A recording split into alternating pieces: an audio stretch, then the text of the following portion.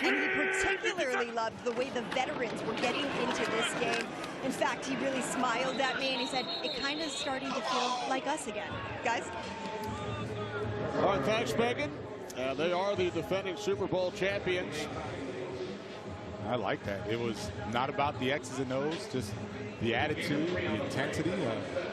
And Mike Macdonald, he is a big proponent of that, right? He even talked about when he was interviewing Brian Fleury, they didn't talk a lot about X's and O's and scheme. He just wanted to know, can he create an offense that's going to fit the personality? Will Levis, the quarterback for the Titans, to begin this third quarter. Pass incomplete. He was looking for Oliver.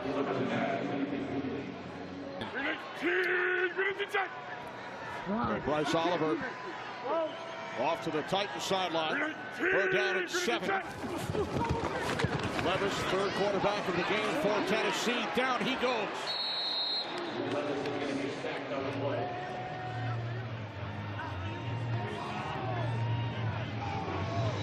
And that's Jamie Sheriff coming in from that right side. And that is what you don't want to see from the third-team quarterback, Will Levis.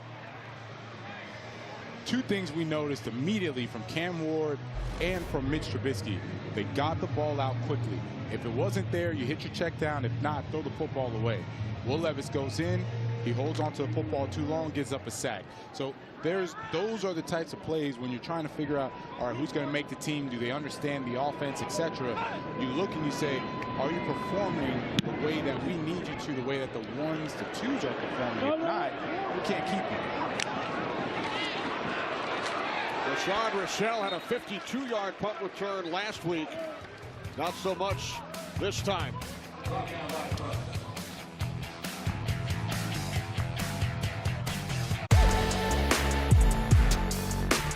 I think the game has evolved, and I think the rule changes this year. Rule change is very, very minimal. You can onside kick anytime. Doesn't matter the difference what the score is. Still have to declare. But you have to declare, so there's no such thing as surprise. But the best rule, I think, is before, when there was a personal foul called or unsportsmanlike conduct, you know, replay could get involved if it was called and eject players. This show includes a 15-yard penalty if that player gets ejected. Correct? You know, originally it was proposed that there wouldn't be penalty yardage, but then at the vote at the owners' meeting, the club said, no, we want the penalty yardage enforced. So they added that. So, yes, it would create the 15-yard penalty. And, Mike, the other new rule we saw in the graphic, in the event it would come out to the 25. That's correct. Correct. Second down and 14 for Milroe and the Seahawks. They love Milroe's speed. That's what Mike Macdonald wants from him. Remember, Mike Macdonald comes from Baltimore with Lamar Jackson, and the way Lamar Jackson was set up, first to be a pocket quarterback, right? Sam Darnold sits in the pocket. You have Drew Lock, second team. He sits in the pocket as well. So he wants to show the coaches, I can do this as well. But Mike Macdonald's like, man, use that athleticism. Take off, run, just play with your instincts. They keep it on the ground on first down. Down the sideline, Velus Jones. Flag thrown. So we will hear from Cleve Blakeman once again. Holding, offense number 46. 10-yard penalty, replay first down. Okay. Yeah, we'll take a look at this call, and actually, you know, the preseason is so important, and you're going to actually see that he actually went from behind. How do the officials train during the offseason to get back into game shape? Well, there's not really a lot of them for them to do. I mean, you know, you talk about should it be like full-time officials. I kind of always said, for what? What do they do? What can they do when there's no football being played other than the spring football, which they're really not. Adjust to the speed of the game. It's the same thing for the officials, right? It takes a little bit to adjust to the speed before they get back into the swing of things. It's actually unbelievable. I don't care if you come from the SEC or the Big Ten or whatever conference.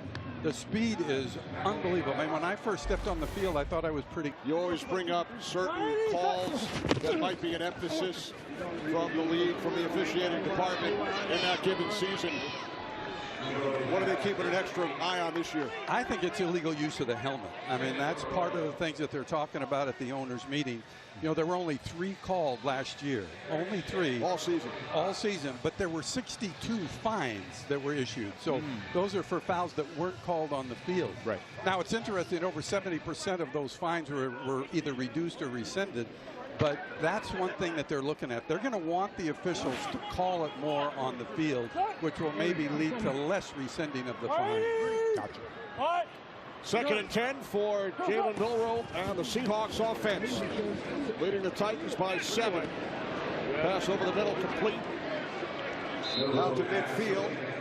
Anthony Hankerson. So, Mike, we know that you have the rule book memorized. But a typical official, how many times during the season are they going? But it's only like 1% of a game. Everything else is pretty normal. But you get those fouls after change of possessions, fouls on each team, that becomes a little more complicated. But these guys that are on the field are really well versed in the rules. And then how often do they get graded? Is it on that Monday right after the game? Is it every other week that they get graded? No, how about every play? Every play starts on Monday. Okay. They go through or eventually the Super Bowl. I was just going to ask that. So it becomes that crew, the best officiating crew, goes to the playoffs and the Super Bowl? No, it's actually individual based. Okay. Back in my day, I advanced crews because I felt like teams advanced to the playoffs, and I felt I was not interested.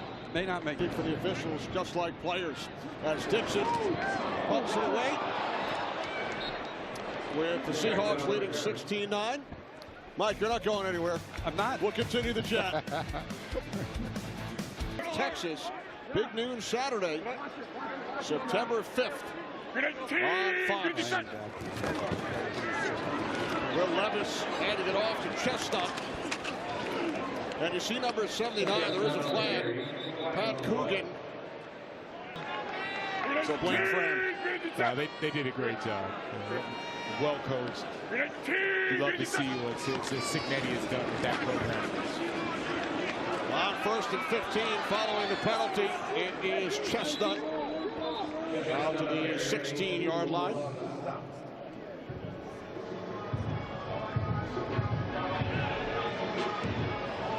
Julius Chestnut now in his 5th season with the Tennessee Titans. And that's where you want to see Skoronski. Nice run. You want to see Skoronski really help and lead this offensive line. They have a rookie right guard, Fernando Carmona, who everybody is really talking about, has come in. He's got the right attitude. Jeff Simmons says he's got that dog in him. And Skoronski is the guy that's going to help Carmona and really get him ready to play, because if those two can help out Cam Ward, not just in the passing game, in the run game as well, you're going to see a team that can control the clock, control the offense, control the ball. Then you start winning games, you start having success, and it's going to start with those two guys. 3rd down and 2. Chestnut picks up the first. And, you know, you were talking about Carmona. Yeah. And just him throughout training camp. He says, I really like him, and he never backs down. At all. And then Jeff Simmons says he'll put a vet move on him and kind of switch it up intentionally, because he's trying to teach him that, hey, when you go against some of these better defensive tackles, especially in their division, one game they're going to give you one type of move, one type of rush. The next time they're going to switch it up on you. So you have to be ready for it and just adapt, right? Don't get mad, don't get frustrated. Just understand that this is how they're going to play you, especially because you're coming in as a rookie and trying to set the tone. They're going to try to take advantage of that. Nice run for a first down by Michael Carter, as he and Chestnut continue to rotate in the Titans backfield. Yeah, they're looking for that 3rd running back, 4th running back. And, you know, Tony Pollard, he's always been Mr. Everything for them. We saw him not only in the run game, but also making nice catches out of the backfield. So they need someone that's going to be able to spell Pollard and give them real production. Once again, this time it's Chestnut. Picks up a Tennessee first down across midfield, gain of 15. Yeah, and I'm just frankly liking this whole side right here. Just watch the way that they come off the football. Bam, they're pushing out, kicking out their defenders. They can't make the tackle. And all of a sudden, you're starting to watch these running backs. They're not getting touched until they're 5-7 yards down the field. That is really nice blocking up front. From the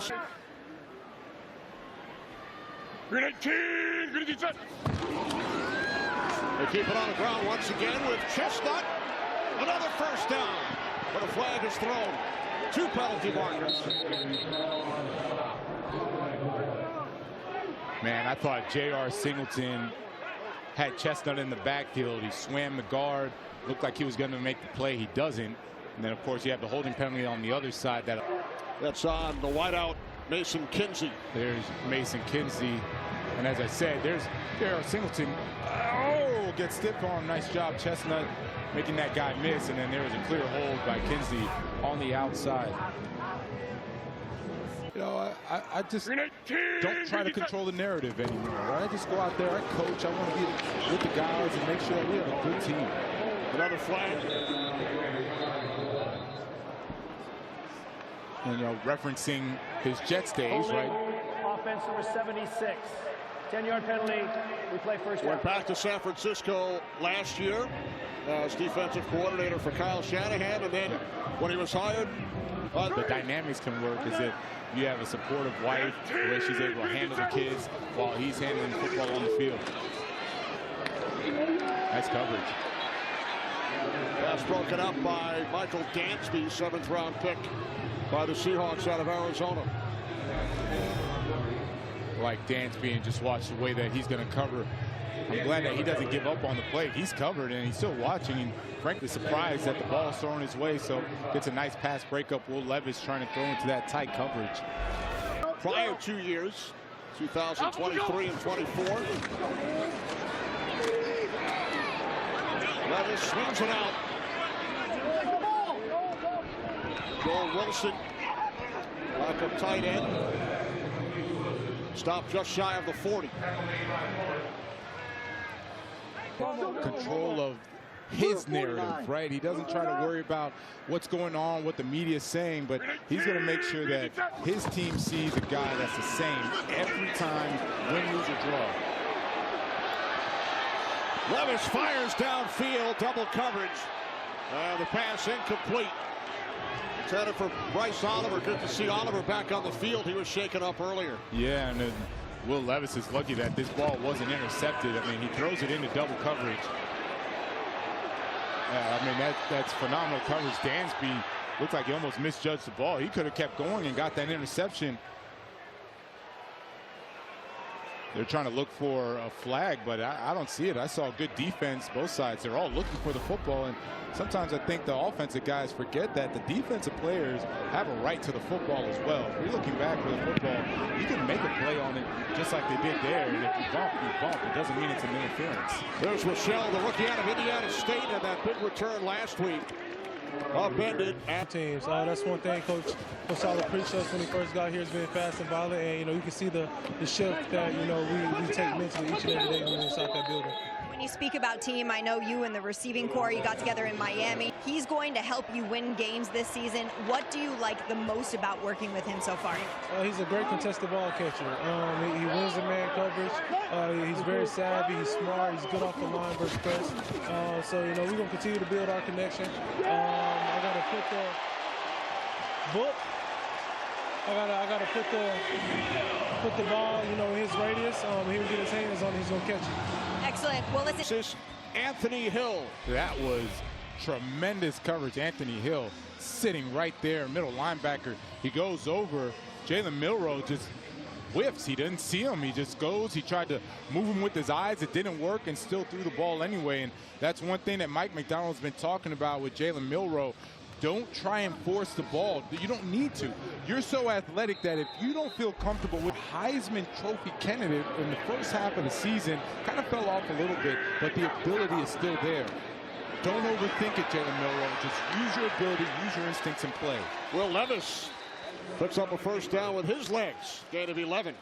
And that's what Will Levis needs to do, right? Will Levis has been holding, but in doing so, you're actually hurting yourself and your production to be a quarterback for the team. From the Seahawks 27, it's Levis again. Levis again on the carry.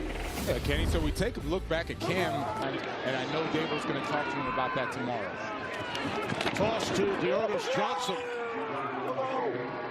You know, speaking of Cam Ward and Daboll and their relationship, they actually met prior to the 2025 draft when Daboll was the head coach of the Giants, who had the 3rd and 25th picks. Cam Ward, of course, selected 1st overall. Giants took Abdul Carter 3rd, Jackson Dart with the number 25 pick. Yeah.